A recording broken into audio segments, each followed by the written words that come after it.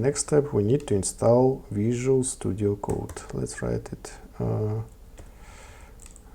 Visual Studio Code. Download for Mac.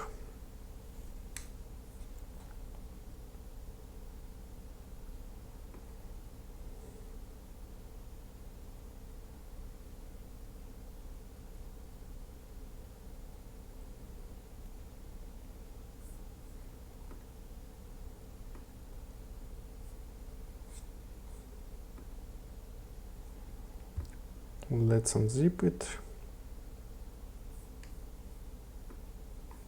And let's move it to, and let's move it to applications. Done. This zip archive we can remove. And let's open Visual Studio Code.